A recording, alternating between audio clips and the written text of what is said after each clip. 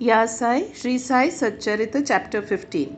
Chapter 15 describes the Naradiya Kirtan Padati, Mr. Cholkar's sugarless tea, two lizards. The readers may remember that mention was made in the 6th chapter regarding the Ram Navami festival in Shirdi, how the festival originated, and how in the early years there was a great difficulty in getting a good Haridas for doing Kirtan on those occasions, and how Baba permanently entrusted this function to Das Ganu and how he has been doing it successfully ever since. Now, in this chapter, we shall describe the manner in which Das Ganu has been doing the Kirtan. Naradiya Kirtan Padati. Generally, our Haridas, while doing the Kirtan, wear a gala and a full dress. They put on the headdress either a feta or a turban, a long flowing coat with a shirt inside, and uparni on the shoulders, and a usual long dhotar from the waist below. After dressing himself in this fashion for some kirtan in the Shirdi village, Das Ganu once went to Baba for prostrating before him. Baba asked him, "Well, bridegroom, where are you going dressed so beautifully like this?" "For doing a kirtan," came the reply.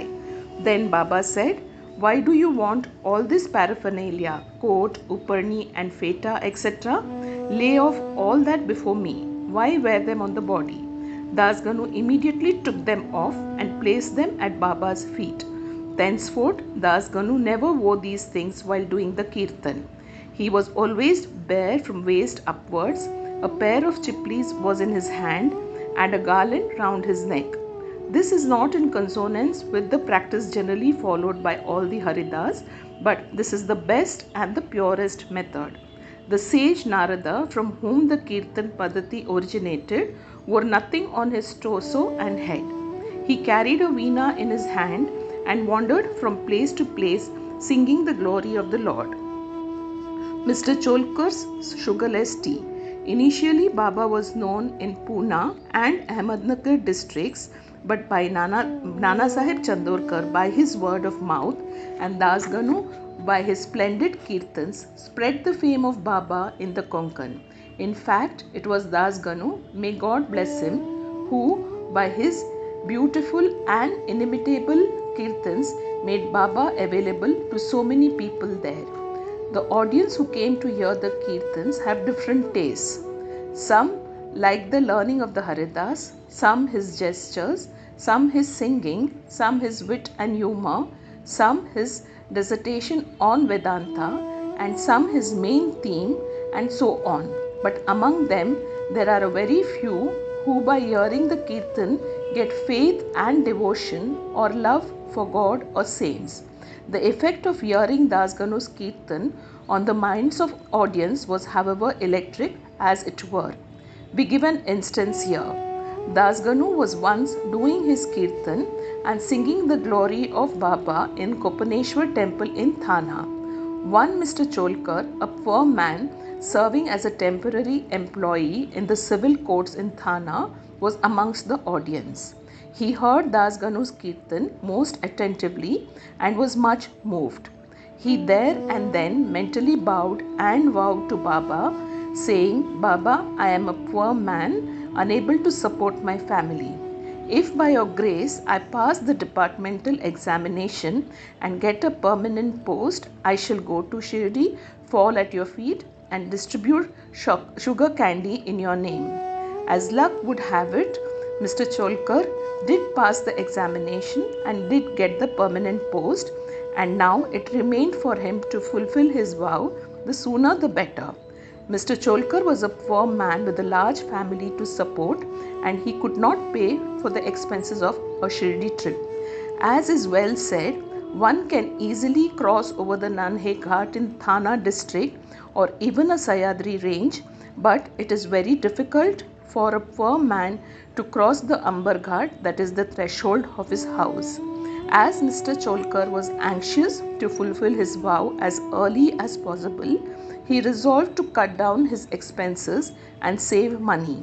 He determined not to use sugar in his diet and began to take his tea without it.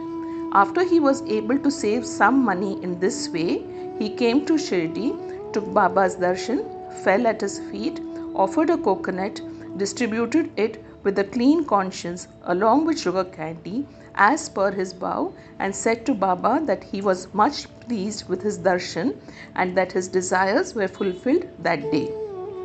Mr. Cholkar was in the masjid with his host Bapu Sahib Jog.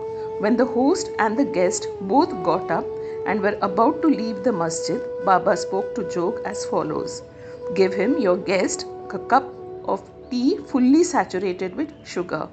Hearing these significant words, Mr. Cholkar was much moved. He was wonderstruck.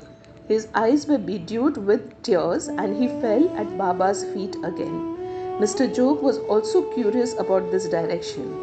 Baba wanted by his words to create faith and devotion in Cholkar's mind. He hinted as it were that he got the sugar candy as per his vow and that he knew fully well his secret determination not to use sugar in his diet. Baba meant to say, "If you spread your palms with devotion before me, I am immediately with you day and night. Though I am here physically, still I know what you do beyond the 7 seas. Go wherever you wish over the wide world, I am with you. My abode is in your heart and I am within you. Always worship me, who is seated in your heart as well in the heart of all beings. Blessed and fortunate indeed is he who knows me thus." What a beautiful and an important lesson Baba had thus imparted to Mr. Cholkar. Two lizards. Now we close this chapter with the story of two little lizards. Once Baba was sitting in the masjid. A devotee sat in front of him when a lizard tick-ticked. Out of curiosity, the devotee asked Baba whether this tick-ticking of a lizard signified anything good or was it a bad omen. Baba said that the lizard was overjoyed as her sister from Aurangabad was coming to see her. The devotee sat silent, not making out the meaning of Baba's words. Immediately, a gentleman from Aurangabad came on the horseback to see Baba. He wanted to proceed further, but his horse would not go as it was hungry and wanted grams. He took out a bag of grams from his shoulders to bring grams and dashed it on the ground to remove it. A lizard came out from there and in the presence of all climbed up the wall. Baba asked the questioner devotee to mark her well. She at once went strutting to her sister. Both sisters met each other after a long time, kissed and embraced each other, whirled round and danced with love. Where is Shirdi and where is Aurangabad for the lizard?